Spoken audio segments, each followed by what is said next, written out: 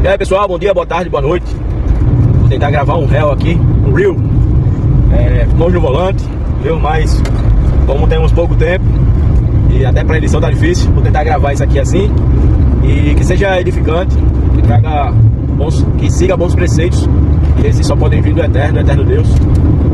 E por mais que não tenha passagens bíblicas, que eu não sou bom de decorar e nem posso agora estar lendo a Bíblia, mas que seja cheio de princípios bíblicos aí. Seguinte, primeiramente, assista esse vídeo aí.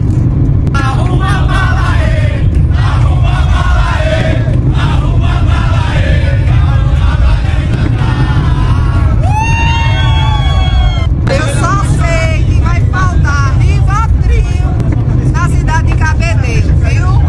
Quem precisar comprar, compre logo, porque tem gente que vai comprar todo o estoque.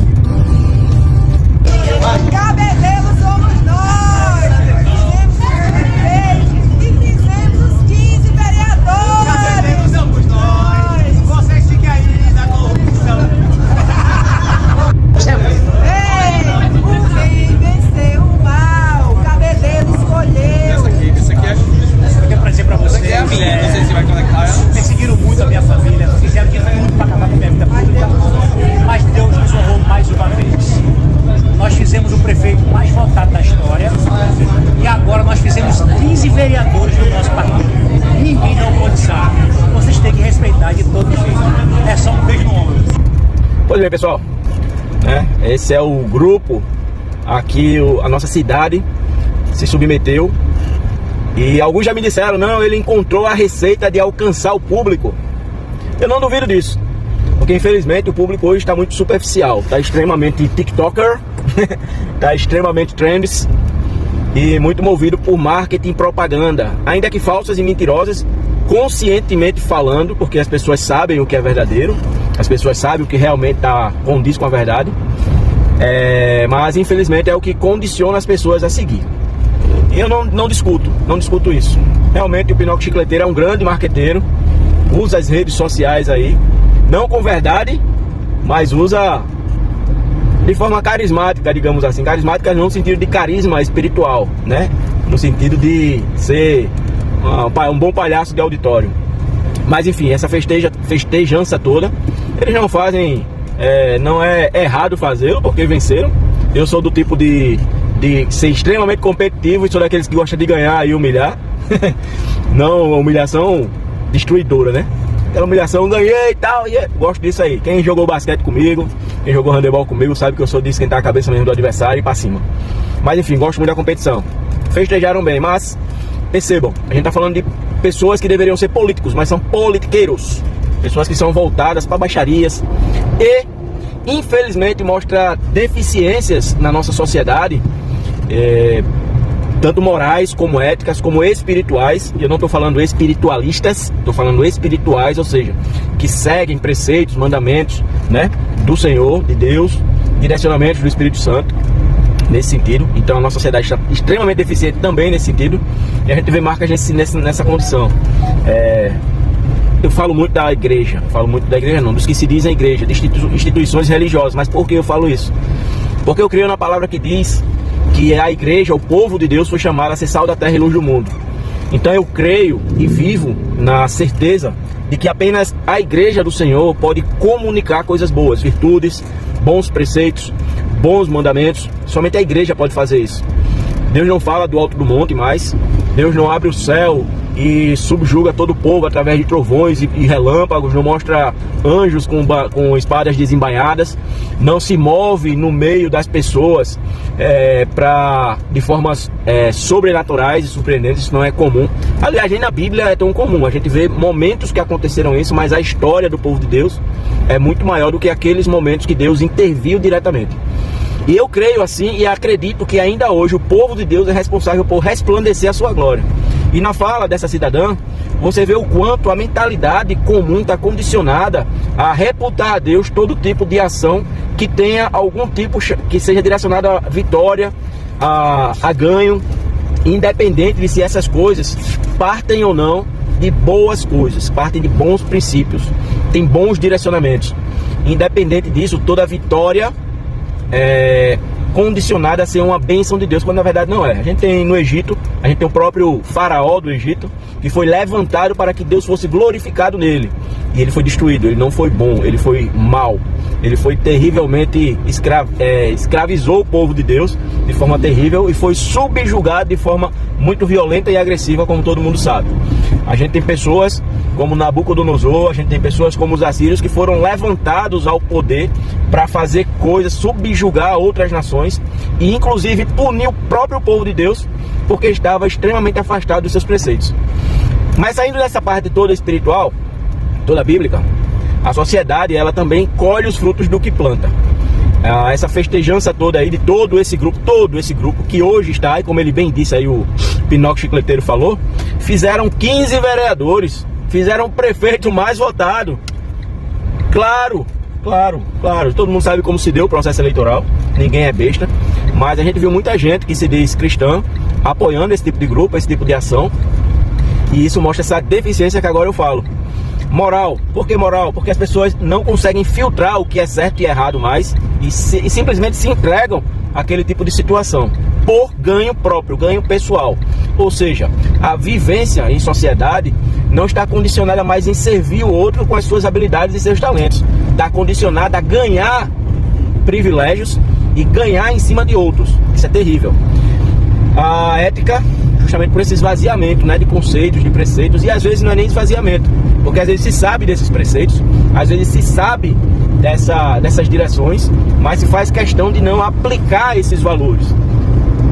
Por exemplo, vou falar também de novo de instituições religiosas. Muito se fala de honestidade, de virtudes, né, de caridade, de honestidade, mas pouco se fala como realmente aplicar. As pessoas, hoje eu digo que eu pessoalmente estou tentando cunhar essa percepção, mas a gente vive hoje numa grande pressão dos extremos da sociedade, ou seja, os mais pobres e os mais ricos, sobre as pessoas de classe média, as pessoas que realmente sustentam, porque os mais ricos, eles têm meios de se abster, de escapar dos impostos pesados que o sistema estatal impõe, e a gente, como a igreja recuou, aceita hoje o patriarcado, não, tá repreendido, essa palavrinha aí é de esquerda, mas a gente aceita essa paternidade estatal que diz o que fazer, como fazer, quando fazer e manda em nossos bens, ou seja, nossos bens não, é tudo do Estado, a gente tem que pagar para usar aquilo que a gente conquista.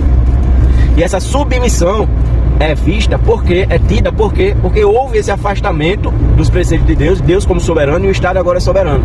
E agora quando o Estado diz que alguém é culpado de algo, todo o Estado, o poder estatal, quero dizer, diz que alguém é culpado, simplesmente todo mundo aceita aquilo como verdade, independente de se aquilo é ético ou moral.